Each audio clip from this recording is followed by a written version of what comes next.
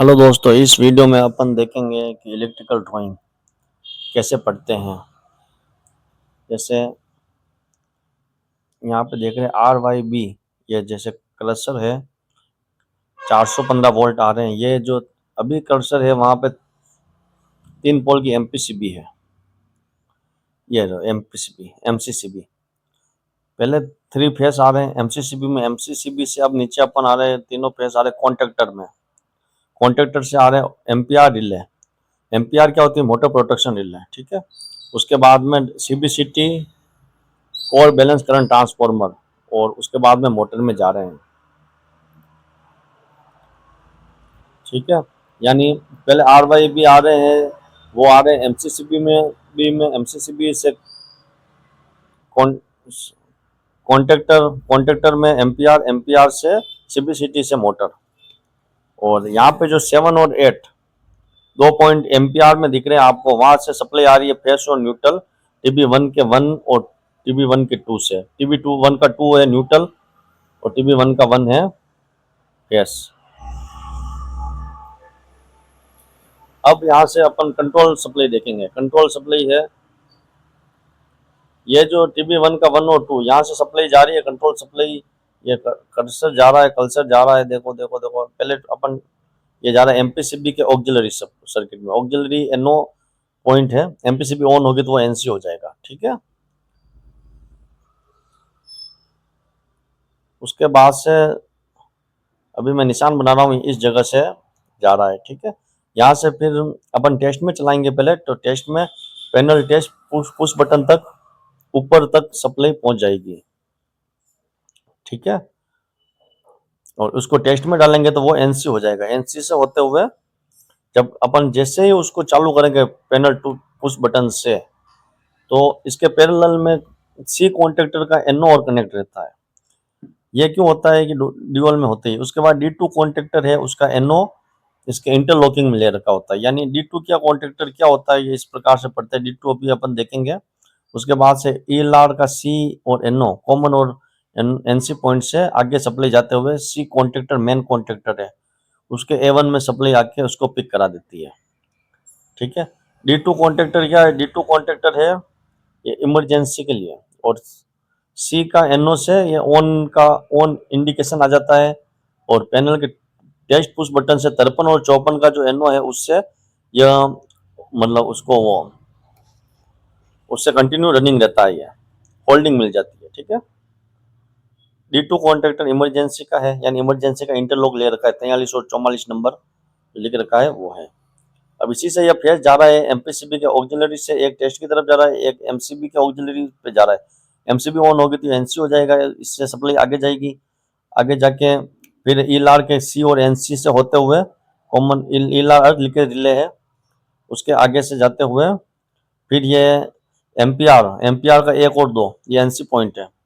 NC point से होते हुए K4 है नंबर, वायर नंबर आगे जाएगा। और TB1 का 9 और 10 इसमें लूप लगा हुआ है। एम्पियर रिले ये बता रहे हैं अभी अपन। एम्पियर रिले ये दी जिसमें 7 और 8 ऑक्सिलरी सप्लाई है। ठीक है। एम्पियर रिले 1 और 2, 1 और 2 पे आ रही है। ठीक है। उससे होते हुए TB1 का 9 और 10 ये फ्यूचर इंटरलॉक है, इसमें लूप है, यानी सप्लाई आगे देने के लिए ये रखा है। ठीक है। फिर TB1 का 15 से और TB2 का 7, 2 TB1 का 15 एक नॉर्मल फीडर से होता है, और आगे एक और जेबी या मार्शलिंग बॉक्स करके लगा रहता है, उससे रेडी फॉर स्टार्ट का फीडबैक DCS में जाता है। DCS क्या होता है ये मैं बाद में बताऊंगा आपको, DCS स्टार्ट के लिए। ठीक है। Ready for start. ठीक है। DCS के लिए यहाँ से सप्लाई जाएगी। ठीक है। और अब है TB। अब यहाँ पे अपन देख 13 और 14 D2 कॉन्ट्रेक्टर का NO पॉइंट है। D2 कॉन्ट्रेक्टर फ्री होगा तो सप्लाई आगे जाएगी। D2 कॉन्ट्रेक्टर क्या है? D2 कॉन्ट्रेक्टर ये रहा इमरजेंसी, यानी इमरजेंसी पैनल से एक इमरजेंसी LPBS में सप्लाई जाती है। LPBS के इमरजेंसी अगर हटी हुई होती है तो NC से होते हुए D2 कॉन्ट्रेक्टर पिक होता है। तो ये D2 कॉन्ट्रेक्टर ये पिक है, तो पिक है यानी इमरजेंसी हटी हुई होगी तो D2 कॉन्ट्रेक्टर पिक होगा।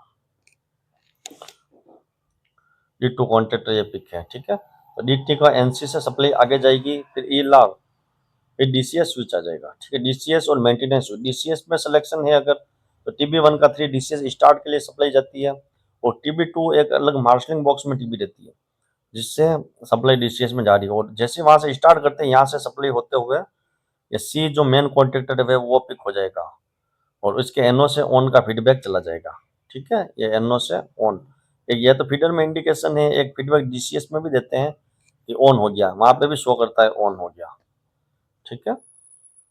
अब मेंटेनेंस में जाएंगे तो जैसे मेंटेनेंस में जैसे डाला तो एलपीबीएस से स्टार्ट करना होगा, एलपीबीएस वाला, एलपीबीएस से जैसे स्टार्ट करेंगे, एलपीबीएस ये रहा, एलपीबीएस से टीबी 1 का 5 दिख रहा है, टीबी 3 का 1, तो टीबी 1 का 5 ये एक सप्लाई एक कंट्रोल एलपीबीएस पे जाती है, एलपीबीएस पुश बटन से स्टार्ट करते ही डीएक्स कॉन्टेक्टर पिक होता है और डीएक्स के एनओ से ये पैरेलल में रहता है तो सी कॉन्टेक्टर पिक रहता है और होल्डिंग मिल जाती है, ठीक है। ये अपन डीसीएस में फीडबैक है। सी जो मेन कॉन्टेक्टर है इसके एनओ से मोटर ऑन का फीडबैक है, या सी मेन कॉन्टेक्टर है, और डीएक्स से स्टार्ट फॉर एलपीबीएस का फीडबैक है, इसके एनओ से स्टार्ट हो गया एलपीबीएस। डी2 इमरजेंसी का फीडबैक है, और डीसीएस मेंटेनेंस सिलेक्टर स्विच या डीसीएस मोड में डाला हुआ तो डीसीएस का फीडबैक है। और ये यहाँ आगे टीबी भी दे रखी है, टीबी 1 का 12 स्टार्ट फॉर एलपीबीएस डीएक्स कॉन्ट्रैक्टर के एनओ से, ठीक है। डीएक्स कब चालू होगा, एलपीबीएस से स्टार्ट कमांड देंगे तो डीएक्स कॉन्ट्रैक्टर पिक होगा, ठीक है। डी2 इमरजेंसी का, इमरजेंसी हटी हुई होगी साइड पे तो इमरजेंसी कॉन्ट्रैक्टर अपने नॉर्मल फीडर में रहता है वहाँ पिक होगा, ठीक है। और वीडियो अच्छा लगे लाइक शेयर और जरूर करना। टीबी 2 मार्शलिंग बॉक्स में रहेगी, स्टार्ट फॉर एलपीबीएस का फीडबैक जाता रहेगा, ठीक है जी। अब अपन देखेंगे फेस और न्यूट्रल टीबी 1 यहाँ पे दिखा रहा है, ठीक है। अभी अपन जा रहे हैं टीबी 1 का 1 में है 110 voltage AC supply, control supply है, कंट्रोल ट्रापो से ले रखी होती है, 2 न्यूट्रल है, डी2 कॉन्ट्रैक्टर इमरजेंसी कॉन्ट्रैक्टर है, ठीक है। अब टीबी 1 का 1 और 2 ये टेस्ट न्यूट्रल है, टीबी 3 पीएलसी स्टार्ट के लिए जाता है, और जैसे स्टार्ट करेंगे तो यहाँ पे आ जाएगा, ठीक है। एलपीबीएस स्टार्ट के लिए टीबी 1 का 5 और 6 में जाता है, ठीक है। ये क्या क्या फीडबैक ले रखे हैं ये दे रखा है, ठीक है। वीडियो अच्छा लगे लाइक और शेयर जरूर करें, सब्सक्राइब करें। आगे आने वाले वीडियो में आपको ड्राइंग अच्छी तरीके से समझ में आ जाएगी।